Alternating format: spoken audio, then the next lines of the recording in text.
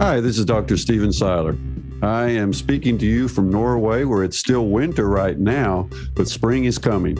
And on April 2nd, we'll be doing a new webinar with my friends down in Australia, Pogo Physio and Brad Beer and his team. The title of this webinar will be Durability and High-Intensity Repeatability in Endurance Training. And it'll be a 3-hour event with sessions on understanding the big picture for long-term development, and then discussing how to program and execute the long, low-intensity sessions, how long, what intensity. Then we'll discuss high-intensity training, whether to intensify or extend those interval sessions, and why. Then we'll discuss the training monitoring process to make sure that the training is sustainable and the balance between work and rest is being achieved. And then we'll open it all up for questions so that you can make sure that you come away with an understanding of what I'm trying to get across. So join me on April 2nd. I think it's going to be a good Saturday. Looking forward to speaking with you. How exciting to have Dr. Stephen Seiler back for a 2022 live stream. Durability and high-intensity repeatability in endurance training. Tickets are available from $49 over at our new website, physicalperformanceshow.com. Just click events. The live stream will be taking place 3 to 6 p.m. Brisbane, Australia, local time. Don't despair though, if you are from around the globe and would still like to participate, we will be making a post-event recording available to all registrants. So jump over to physicalperformanceshow.com, secure your ticket for what will be a very popular live stream event, just like 2020's event with Dr. Seiler, that attracted endurance athletes, coaches and practitioners worldwide to it. Hi, my name's Jenny Valentish. I'm the author of a new book called Everything Harder Than Everyone Else. And we're going to be talking about pushing bodies to extremes on the Physical Performance Show. And the winner is... Failure is not an option. I've had my ups and my downs.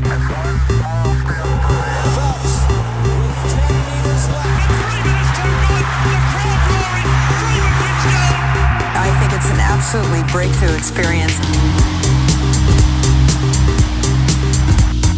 Welcome to the Physical Performance Show, the show designed to inspire the pursuit of your physical best performance.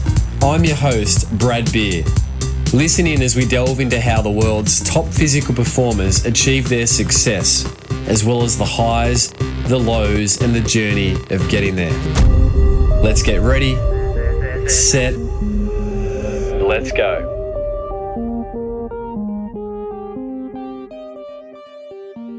Welcome to episode 313 of the Physical Performance Show, brought to you by Polar's world-leading GPS multi-sport and running watches and their heart rate monitors. I'm Brad Beer, sports and exercise physiotherapist by trade and training and founder of Pogo Physio. Each week, as you know, we bring you the latest and greatest information and inspiration designed to help you perform at your physical best. Of course, we do this across a range of our different episodes, interest editions, coaches' corners, learnings catch-up episodes, featured performers, and expert editions. And hot off the back of last week's expert edition featuring medical doctor, endocrinologist, and academic Professor Peter Ebelin, who shared around the treatment of osteoporosis and low bone density amongst athletes during his expert edition. This week, you are in for a real treat. We're changing gears for a very fun conversation with author and journalist Jenny Valentish, who has just released a wonderful new book, Everything Harder Than Everyone Else, Why Some of Us Push Our Bodies to Extremes. Now, if you'd classify yourself as a natural-born leg jiggler, you know what I'm talking about. You're sitting there right now jiggling your leg as I am recording this, then this book is for you. Jenny Valentish is the author of the acclaimed Woman of Substances, a regular contributor to the Sydney Morning Herald and the Saturday paper, and a former editor of Timeout Melbourne and Triple J's J-Mag. And when Jenny wrote her book about addiction, she noticed that people who treated drug taking like an Olympic sport would often hurl themselves into a pursuit such as a marathon or ultramarathon upon getting sober. What stayed constant was the need to push their boundaries. Everything Harder Than Everyone Else follows people doing the things that most couldn't wouldn't or shouldn't, and dare I say that's possibly a large percentage of our listenership. The interviewees in Jenny's book lead Jenny on a compulsive, sometimes reckless journey through psychology, endurance, and the power of obsession, revealing what we can learn about the human condition. Now, throughout the pages of Everything Harder Than Everyone Else, 3 key themes emerge: restless energy and anxiety, and how the interviewees in the book found ingenious ways to channel their anxiety. Some cited OCD and ADHD into extreme pursuits. But on the other hand, it becomes very evident that they, like so many of us, really struggled when they became injured and had to hit pause. The second key theme that emerges is the fine line between hedonism and endurance. It is fascinating how many people with histories of addiction go on to become ultra runners. The book examines the different ways in which we seek to control our bodies, some through substance use, eating disorders, caloric restriction, even BDSM, as you'll hear in the interview, and of course, sport. With so many of us and the interviewees in the book having a complicated view of their bodies. And the third key theme to emerge from Everything Harder Than Everyone Else is this idea of histories of trauma, bullying, or having been anxious children. Take bodybuilders, for instance. It's a highly structured pursuit of reps and sets, calculating macros, weight cuts, strict workout regimes, which lends itself, as an example, to people who may have experienced inconsistent parenting as kids. I'd call this a handbook into analysing why you do what you do as an endurance athlete. So get set, this is a whole lot of fun. Here is my conversation with author and journalist Jenny Valentish, author of the recently released Everything Harder Than Everyone Else, Why Some of Us Push Our Bodies to Extremes.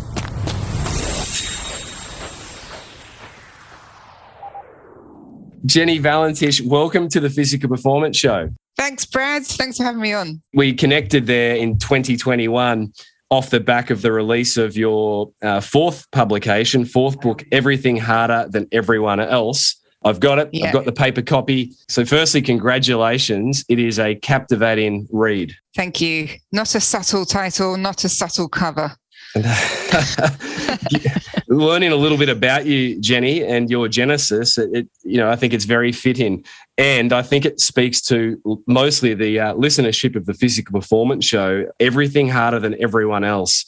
Gosh, that is such a theme that runs through endurance sport. So, Jenny, before we get into the why behind the book, your genesis is quite an interesting one. From media for many years with I was Smiling as a child of the 90s here in Australia. You were the editor of Triple J's J-Mag, the former editor of Timeout Melbourne.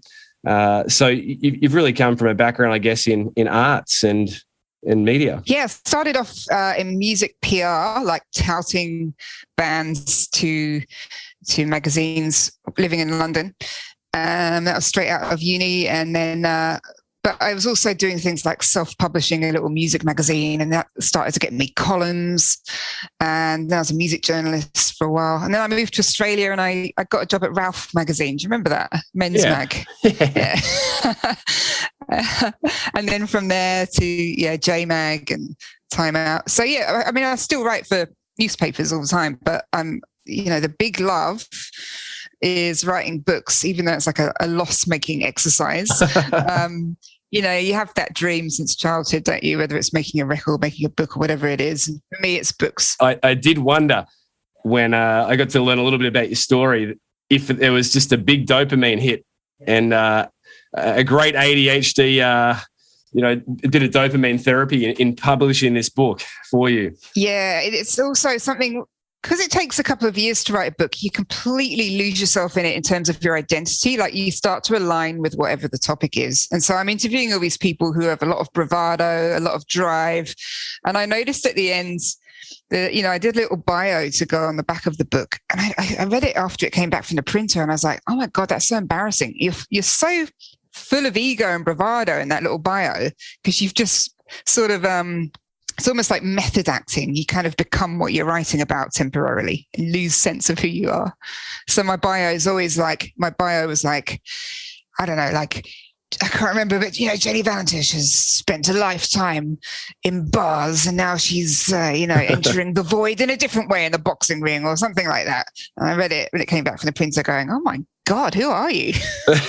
Well, I mean, the final sentence of the bio, of the back of the book here, it's darkly funny and vividly penetrating. Everything harder than everything else explores our deeper selves and asks, "What are your limits?"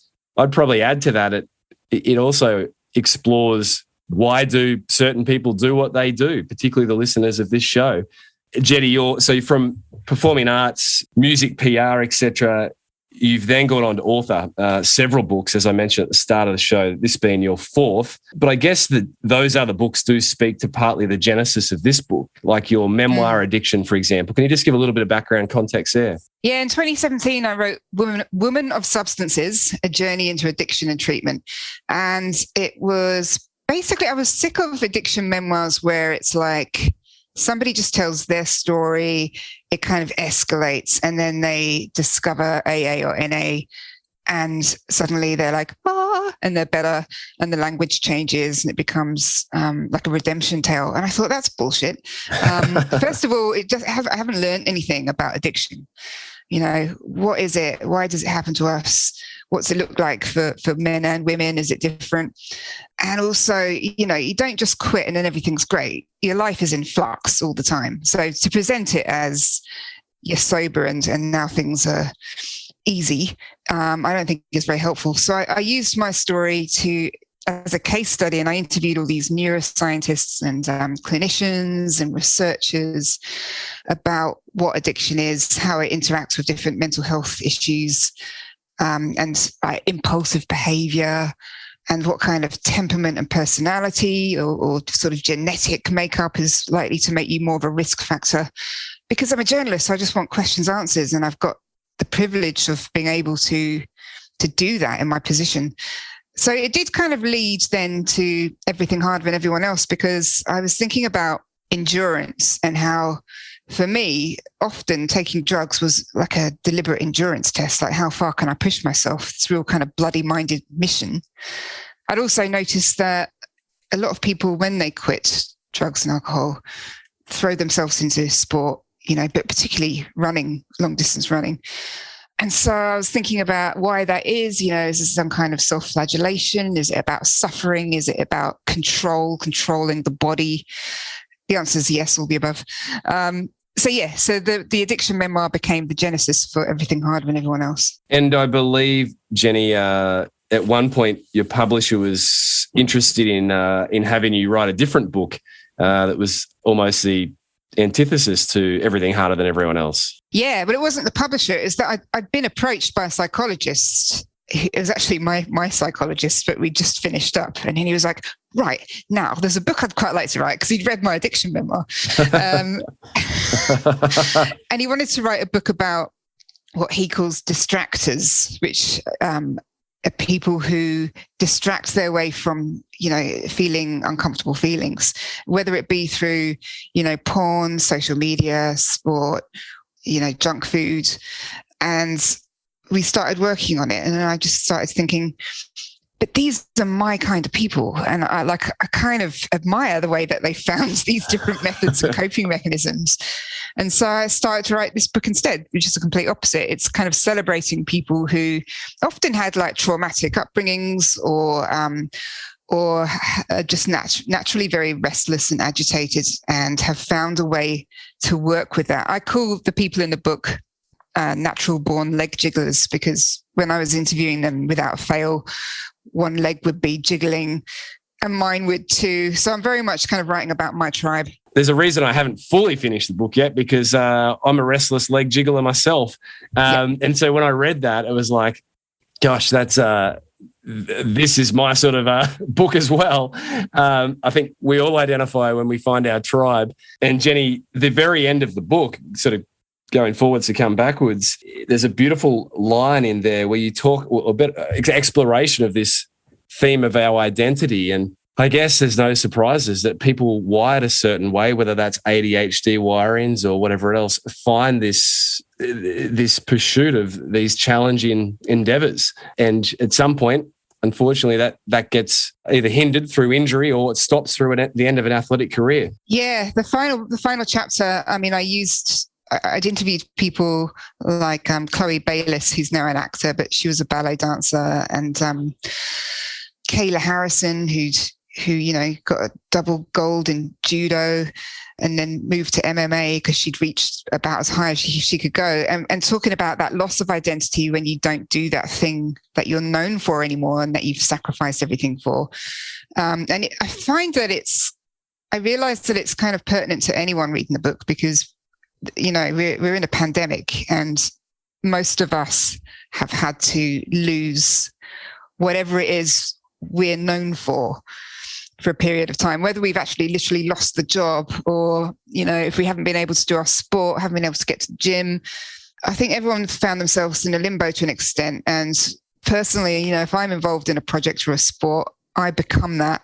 And then once it's over, I'm floundering.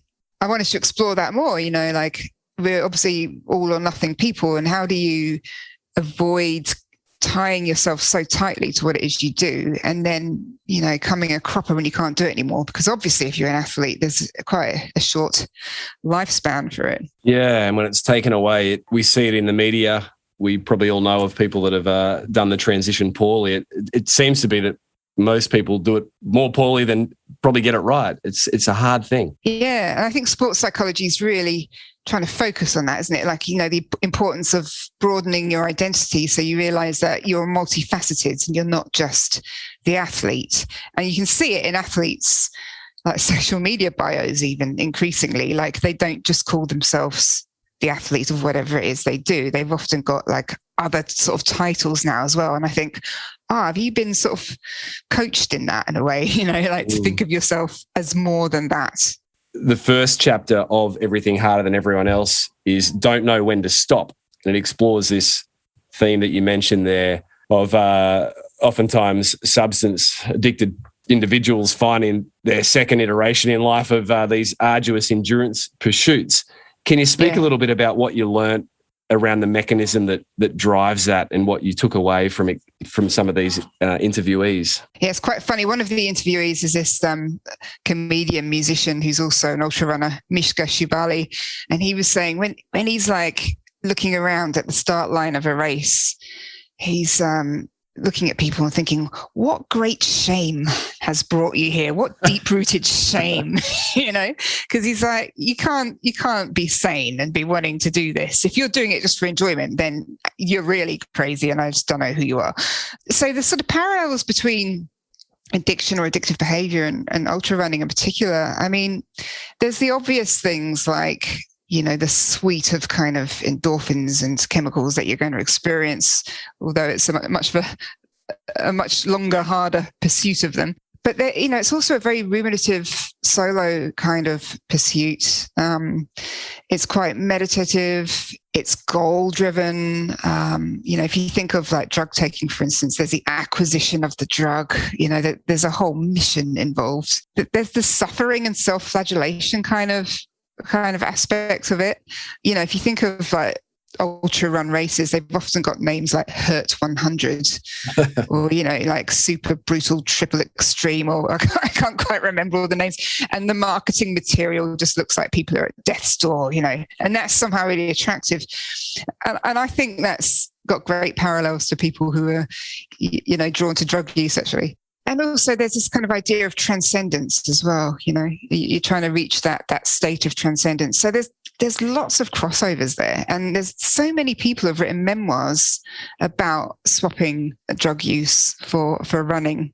I found about 7. And one of my main interviewees is Charlie Engel, who is a 60-year-old ultra runner who just designs his own epic races. He's got a memoir, The Running Man. He had a documentary made about him, and he was fascinating because he was really into crack cocaine when he was younger. And he said to me, he gets the same sense of validation that he did when he would be buying crack off dealers and they'd be expressing kind of disbelief that he was going to smoke that much, that he does when he's telling people that he's going to run across the Sahara or describe a race that he's going to do to them.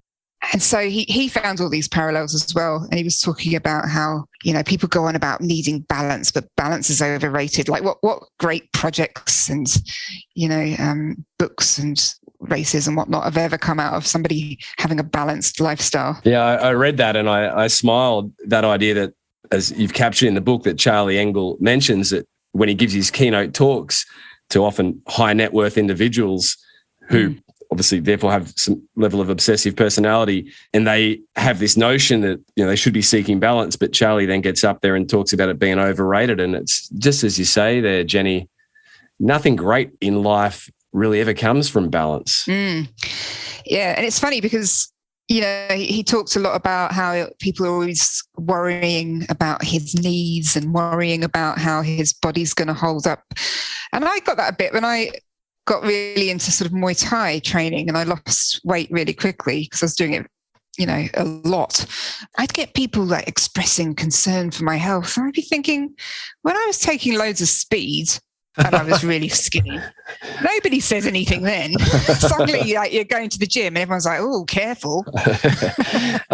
And now you're head deep into your Muay Thai and I believe bodybuilding, a master's bodybuilding effort as well. That's a mission that I'm starting now. But that is the next mission. My first mission was to have an amateur Muay Thai fight, and I took up Muay Thai at 43, 44, and I had my amateur at 46. And I fully intended to carry on, but I found that the moment I'd achieved this goal that I'd set for myself, completely lost interest. It was like a switch had been flicked off. And at first I was a bit like, oh God, really? You've been training for 2-3 years. Why would you not just keep going? That's really disappointing. But I've kind of accepted that the sort of person I am is like always going to be next. What's the next goal? What's the next goal? You mentioned that. I think it's important to note that you and I connected around Dr. Asher Khan, prior featured guest of the show and an expert edition psychiatrist, on an episode, Sport and ADHD. And that so many athletes probably don't realise that their engagement with their sport or their activity is so intricately driven by reward, whether that's the adulation of a coach or parents or an Olympic medal or a Com Games medal. And when that reward's removed, often the interest isn't there. It's definitely not the same. Yeah, I think ADHD can be, to borrow a term from autism, a bit of a superpower. We think of it as being, people can't focus on anything, but actually if it's something you're interested in, you're like right in that groove and you can really go the distance on it. But yeah, it's ADHD. It's interesting. There was a 2012 Dutch study that found that 1 in 4 people presenting with a substance use disorder had ADHD. So it is very dopamine connected. One theory is that there are lower dopamine levels in the brain of people who have ADHD, which means you have to work harder to get rewards. You have to reach for more dizzying heights, whether that be drugs, stimulants, etc., or whether it be, quite epic goals that your average person might think, why are you doing that? And also you might kind of try and mask your disorganization at a young age. You might try and mask that kind of disorganization and being quite reactive, perhaps, and impulsive. You might try and mask it by developing a non-conformist persona. And then that really can tie into wanting to be sort of recognized for being out there, for being harder than everyone else. Gosh. Yeah, there's a lot there, isn't there? I think if most people do a good introspection in this endurance space, there's probably an element there. I think just on this first chapter, Don't Know When to Stop, this crossover between people who've had addiction in the past and the pursuit of these endurance activities like long distance running and the rise of the ultras, as per you reference the author there, Adharan Finn, in the book, who we've formerly featured. We've all seen the explosion in ultra endurance events. And as you say, their names are often, quite humorous, Sufferfest or whatever else. And it was actually interviewing Asher Khan where I had an epiphany about the fact that I've never been formally diagnosed with ADHD, but it's as clear as day that that's been my driving interest and motivation around these endurance activities my whole life, from a 10-year-old boy falling in love with triathlon. Yeah. And I realized when Asher mentioned that it's addictive behavior, but it's not necessarily addiction, and that so many people can either find drugs or they find sports. And I thought it's a very slippery slope for people to make judgment calls on people that are addicted to substances, like there's some no-hoper, loser, drug addict, when yet it's often the very same biochemistry that seems to drive other people to be perceived as champions and heroes of the world. I think it's such an interesting dichotomy. I'm just interested in your thoughts. Yeah, I agree. I mean, I think also there's other things that you might have in common with somebody who uses drugs. And, maybe it's just luck and good mentors that put you on one path than the other. Because I think that, a lot of people I interviewed for my book had really, really rough childhoods. And there was a study done in the UK in 2016 where they looked at super elite athletes. And then there was a group of athletes. And they found that in the super elite athletes, they were looking for differences and similarities. Every single one of them had an adverse childhood experience, quite a significant one, whether it be, a death or abuse, violence, that kind of thing. But then around that time, shortly after they'd experienced this trauma, something really positive happened for them around sport, whether it was they discovered a sport or a good mentor came along, a good coach. And so that put them on this path. And then they've got this kind of grist for the mill, if you like. They've got this ability they know they can survive pain. So they've got this ability to push through it, but they were put on this positive path. Whereas if you didn't have that kind of guidance and mentorship, then maybe you would have gone down the path of least resistance, which is, usually drug taking. And I think, we think of the tortured artist, that's a trope, but the tortured athlete seems way more prevalent to me, really. Oof. The tortured athlete. What sort of shame brought you here? So people be listening going, no.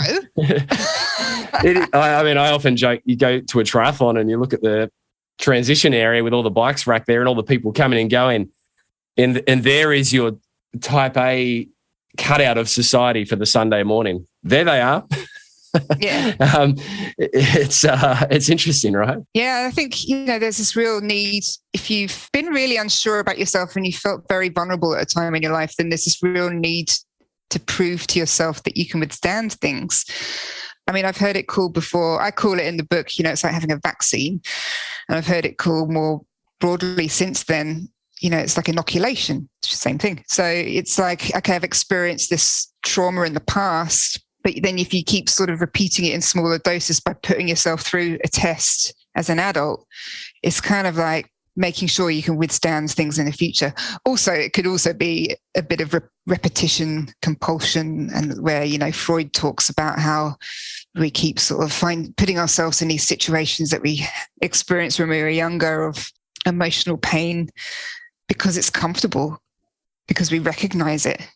So there's a lot psychologically going on when you might enter yourself into a race, for instance, that's going to really hurt, that I think can be linked back to childhood. Yeah, gosh, fascinating. The third chapter, Jenny, in Everything Harder Than Everyone Else, is beautifully titled Bringing Order to Chaos. And it encapsulates some of what you just touched on, that often individuals pursuing challenging endeavors physically have had some level of, chaos in their upbringings or dysfunction, if you like. Can you speak to some of the interviewees here that you conducted interviews with around some of their backgrounds and then how it's flowed over to their adulthood pursuits? Yeah, the chapter Bringing Order to Chaos is specifically about bodybuilders. And I had the same sort of stereotype in my mind of bodybuilders that a lot of people who've not entered that world probably do, that it's, it's vanity, it's narcissism and that kind of thing. And I have so much respect for bodybuilders now. Like, I've got two main interviewees in that chapter, but anecdotally talking to other people, I think that bodybuilding can be really attractive to people who experience chaotic childhoods, very inconsistent parenting, because it's, it's a world of structure to the extreme. It's a world of order. And I think that's a huge relief when you've got that kind of base of of uncertainty and not ever knowing what's coming next. So now you're in this world of like reps and sets and macros and, measuring everything, and your whole day's got to be so regimented. It can also attract people, though, who've had a history of sexual abuse. So, of course, not applying that to everyone. I'm just saying it can be attractive to those people because it is like sort of rebuilding, it's like literally sort of creating an armor for yourself. And also it can be very attractive, I found, to people who've sort of entered a second phase of life. Perhaps the kids have left home, perhaps a marriage has ended. And again, it's a sense of perhaps you've gone through this identity crisis of who am I? And then you kind of need to rebuild once again. Those that perhaps know someone in that space could see that overlap there. I certainly know of a local well-renowned bodybuilding coach who has had a marriage breakup and threw herself head deep into becoming many titles later, a well-recognised person in that space. Barnaby Joyce's ex-wife threw herself into it. Yeah. After the separation. I believe so. Wow. Gosh. Yeah. Jenny, engaging in edge play, BDSM. You write about this in Everything Harder Than Everyone Else. And this chapter had me smiling. I thought this would be a fun interview asking Jenny about that experience. I think it was, can't recall the suburb, somewhere in Melbourne, if I recall correctly. And you found yourself going in to experience what this was about. So what happened and how does that speak to the curious mind wanting to know about this topic of everything harder than everyone else? Yeah, so it's not just athletes in this book, it's people pushing their bodies to extremes in all different ways, people who get into flesh hook suspension, porn, record-breaking porn in particular, and people in the world of BDSM. And I'd actually decided I wanted to go and see a male dom anyway, privately. And then I was looking at the price. It was like $600. I thought, oh, God, can I really justify this as a Christmas present to myself? And I thought, hang on, you're writing a book about endurance. Just interview him and claim it back. So I did. And so his name's Sir James. And interestingly, he's also a strongman coach. So he's very, familiar with people's limits, or, what people can withstand. And he's also very aware of, how much strength he has and how to, curtail and control that. Very important. So he offers all manner of services. There's the obvious stuff like being hit with a paddle or, humiliated or something like that, ranging from that to being put into stocks like village stocks or being wrapped in glad wrap with just a breathing tube for an hour, And so he's got the gamut of people coming to see him. And the idea that someone's like, really weird or horrifically damaged is a bit kind of overdone, I think. Like his view is that people come to him to be the most used or able to withstand the most beating or whatever it is. And that kind of is almost like a superpower they can take back into their workplace or wherever, they can withstand anything now.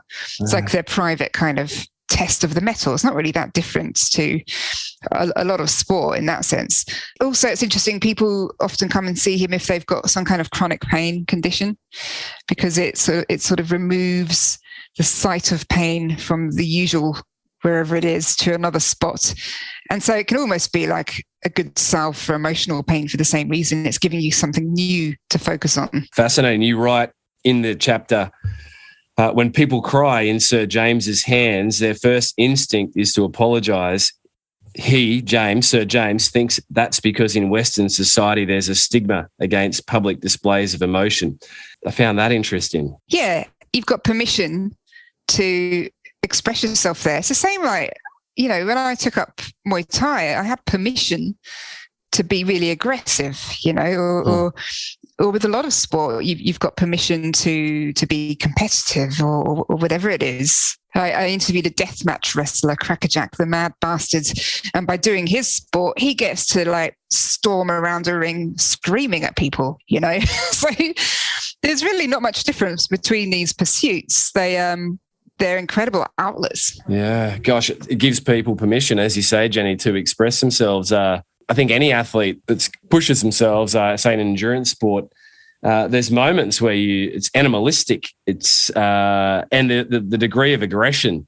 I've often found, even in my own life, I would typically characterise myself as an aggressive person in day-to-day pursuits in the workplace, but I've often found myself surprised at the level of intensity when you're competing for something that really doesn't mean much, but at the time, you'll berate someone or you'll let loose with language that's not consistent with your otherwise world. It's quite interesting, right? Because we're trained to dampen down competitiveness or aggression. There's no place for it in modern polite society. Yet we still have all these, primal urges, whether it be we needed a certain amount of aggression to sort of fight off a rival tribe or, run from something.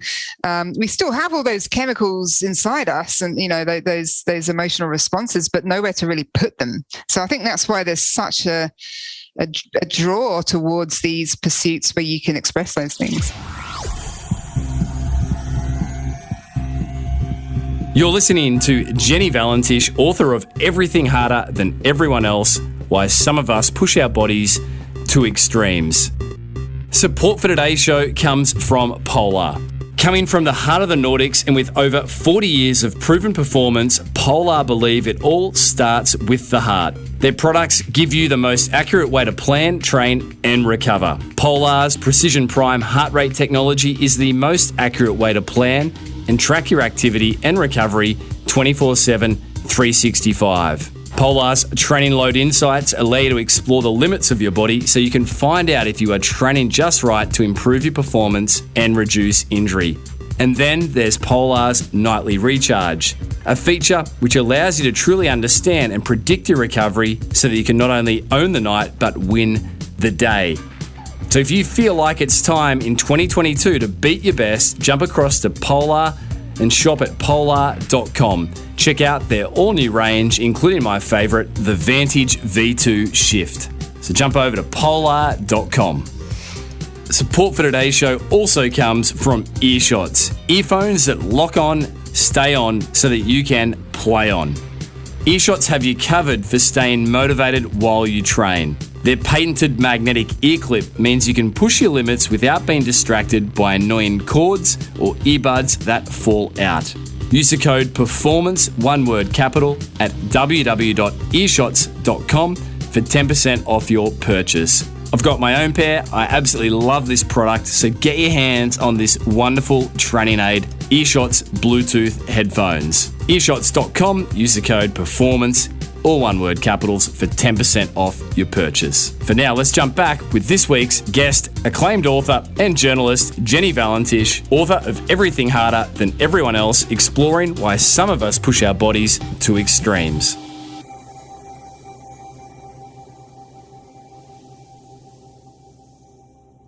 And Jenny, we go from the BDSM world in chapter 4 over to chapter 5, leveling up belts and iron. And in this chapter, you reference well-known public figure these days, David Goggins, former Navy SEAL, whose memoir Can't Hurt Me has done so well. But you touch on the fact that David's out there promoting this idea of callousing the mind and becoming more mentally tough.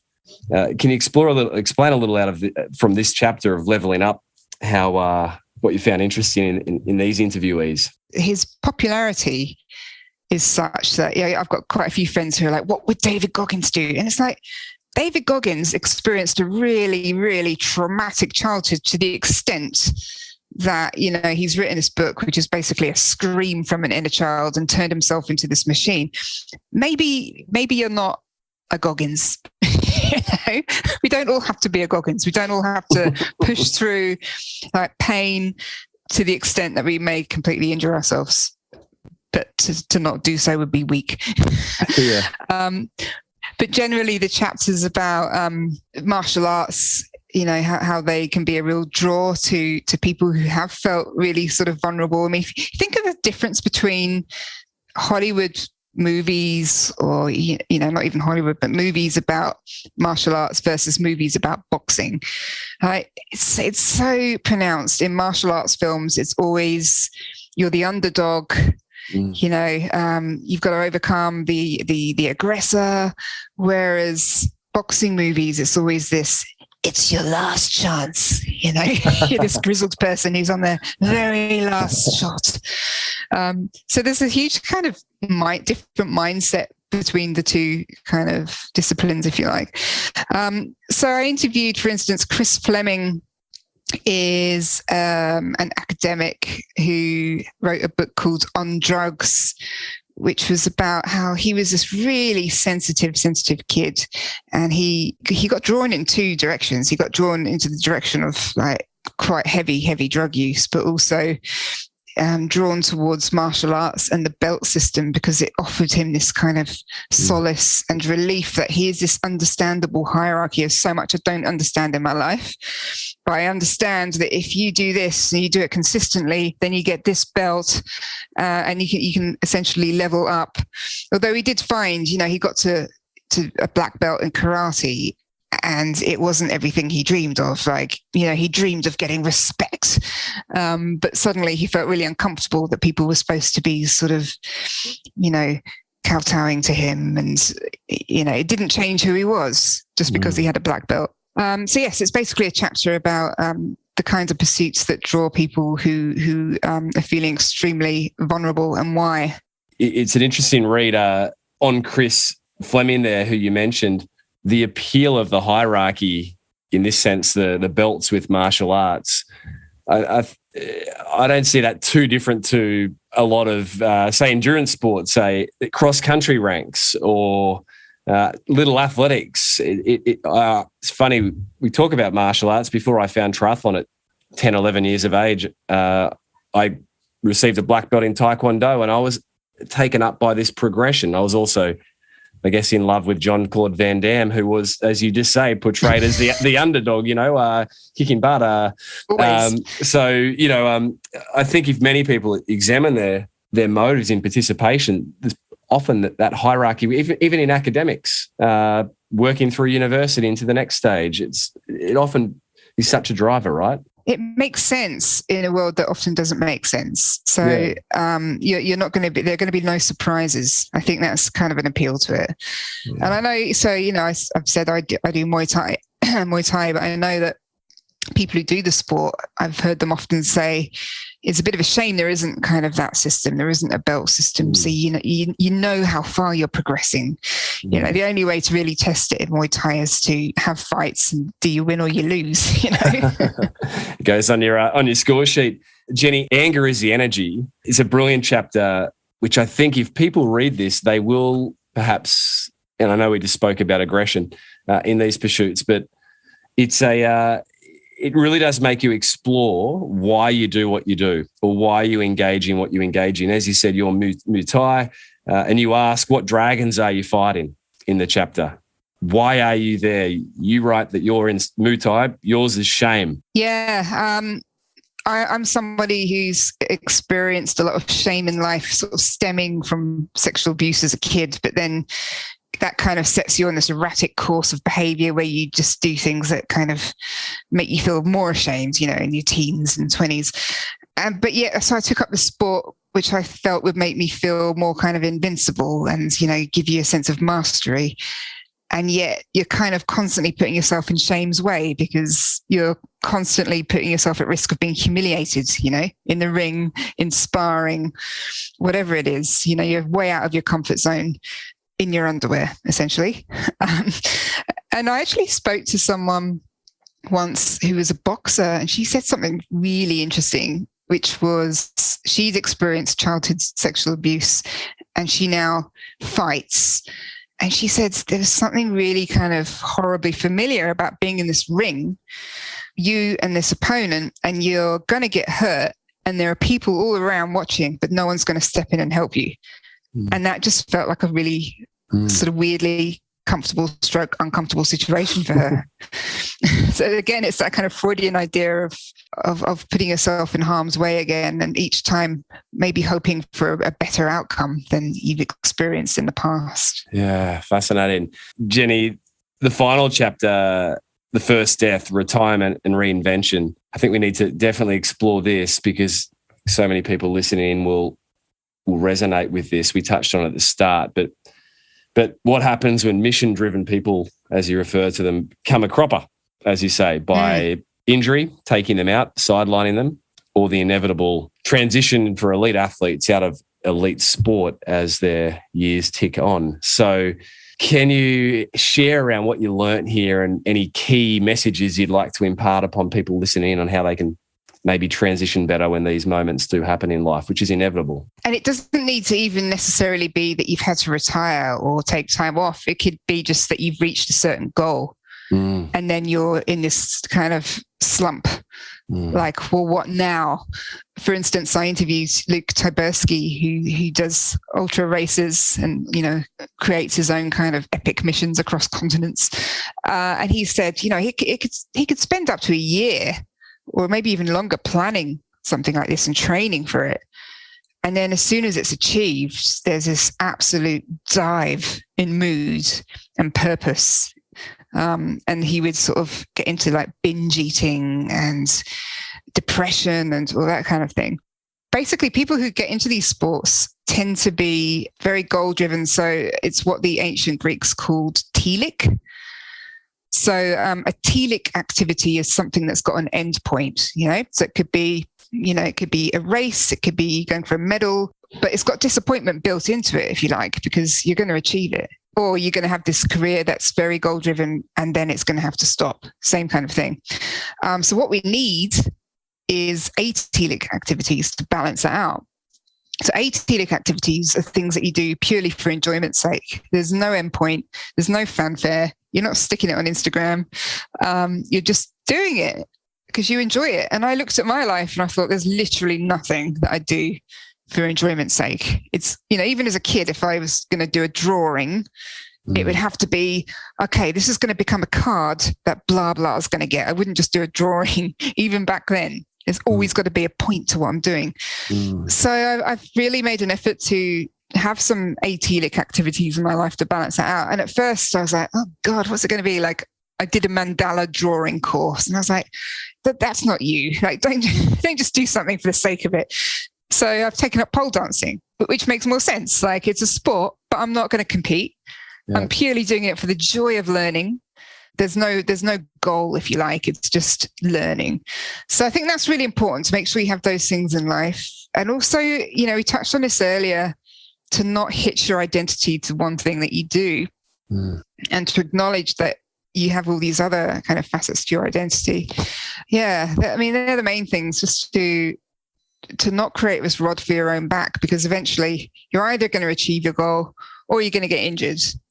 And then who are you? Yeah, that reality has to be faced head first at some point, right? But this definition, telic and atelic activities, I think is very interesting and probably new language for most, me included. You mentioned something there that I think is really interesting, that many people don't necessarily, they're driven to do it, but they may not actually enjoy it. But I think they often think that they do enjoy it. And I had that first epiphany, and it came at 40 years of age when I conducted the interview with Dr. Asha Khan, ADHD and Sport, on this show. And I reflected and realized often I don't feel like going for a run. I don't feel like, that hard training session that day, but it's because I need to do it for my ADHD, and I actually don't always enjoy it. But, I often, you hear people so easily say, I just love it. I love training. But I think there's another layer there, right? For many people. Yeah.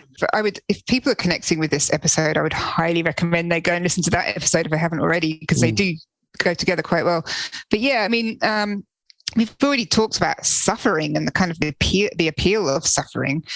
Maybe people mistake that kind of drive and that need for enjoyment, whereas joy, of course, looks very different to suffering. When I was training for Muay Thai fight for a few years, then it was, looking back, I wouldn't say it was enjoyment. I would say it was a mission, and we get dopaminergic reward from a mission. Whereas now that I'm just training in Muay Thai but not aiming for fights anymore, I'm having so much fun. It's purely about, is this fun for me? Okay, then I'll carry on. Is this fun for you? Now you'll carry on. So what, your outlook's changing off the back of this book, or? Yeah, and because I haven't got that goal on board, I'm working with a different trainer now. He's sort of more of a friend, and we have a real laugh. It's not all sharpening the skills that maybe you don't enjoy sharpening so much, but really need to be worked on. It's more just the joy of movement and the joy of learning. And certainly, this book has driven that home, especially the final chapter. realizing, I don't think there's anything wrong with being goal-driven at all and replacing one goal when you achieve it with the next. But it has given me a few pointers on how to sort of make those transitions easier, and how to bring a little bit of balance in life. Not too much, because as we noted, Charlie Engel said balance is overrated. But we do need to make sure we've got joy in life as well as that end of the drive. We need joy and that drive. What have you found surprising in fulfilling this mission of outputting this book, Everything Harder Than Everyone Else? It's not so much surprising, but I've really gained a sense of acceptance from writing it. Particularly because the book before, the addiction memoir, was, all about what's wrong with you. I wrote this book and I thought, fucking nothing's wrong with me. Like I'm one of a sort of tribe of people who are just so powered by dopamine and by that search for rewards, and that's just the way I am. But I've now interviewed all these people who found really productive ways of working with that restlessness, and I found it all really inspiring. So it's given me more of a sense of acceptance. Okay, you are a leg jiggler, you are a sort of restless person, who tends to jump up from a table mid-conversation and make an excuse to run off, but that's okay. There are people like that out there, and they have channeled that into really cool things. Yeah, and I think that's why I would recommend this book to the listenership, around that understanding of yourself and accepting yourself for doing what you do. And, I think many people in the endurance sports world, Jenny, at some point have probably had someone say to them, you're extreme, you're addicted to exercise, like it's some sort of shaming label, like what's wrong with you? Why are you training through injury? Like, don't you know you're injured? These sorts of things. I see it in the physio room all the time, and it's like, no, there's another layer there. And I think this is such a great tool, Everything Harder Than Everything Else, as a tool for really helping people maybe explore a little bit of that a bit deeper. Yeah, so interesting, because you have that nature to yourself, no doubt, where you would want to keep pushing on through injury, and yet you're a physio. Like, is that a real dichotomy for you? Jenny, it is and it isn't. I talk about myself as a practitioner. But then I talk about myself as an athlete who only recently really, I guess, gained awareness of ADHD as a key driver in my life, and I link that to a lot of impulsivity, which has caused a lot of my injuries. I know I shouldn't be running hard on that given day, but it feels good. It's rewarding. I want to see my watch show the splits at the end. My last bone stress injury, I ran home, Jenny, from this clinic, 13 Ks home, full pace, 6 weeks into a return to run program. And when I sat back, I actually developed an injury off the back of that. I reflected and I went, but it felt good in the moment. That was that ADHD impulsivity. So I think I'm a practicing practitioner, but I'm always very empathetic with people presenting for injury, often in this endurance sports space, because I know it's not always rational. I think that's why the expression "do as I say, not as I do" was invented, Brad. just for you. Totally.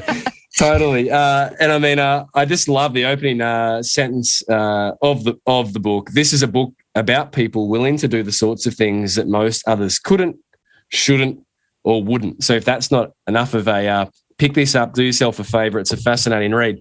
Jenny, where can people find the book? My understanding it's available pretty much anywhere. Yeah, it is. I mean, it was published in Australia, New Zealand, UK, and US. I mean, so you can just Google it. It will come up on various online stores, including, Amazon and Booktopia and all those kind of places. Now, you're a reward-seeking, dopamine-loving individual. What's next for Jenny Valentish? Look, I'm working on 2 book proposals at once at the moment, trying to see which one I'm going to throw this mud at the wall, i.e. my agent, and see which one sticks. So they're complete kind of opposites. I really would love to write the same book again, Everything Harder. And I came up with a few ideas where I looked at them and went, no, that's the same book. No, you can't do that. But they will be related to missions and, those kind of personal tests again. Brilliant. Watch this space. Jenny, you're a great follow on our Instagram, Jenny Valentish _public. So jump over there as well. Follow the journey.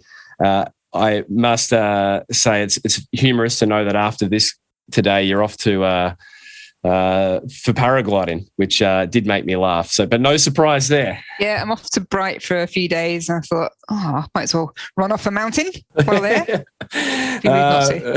Brilliant. Jenny Valentish, thank you for stopping by, sharing about the why behind the what being the book. Congratulations on its release, and do pick yourself up a copy. It's absolutely brilliant reading. Thank you. Oh, thanks, Brad. That was a lot of fun.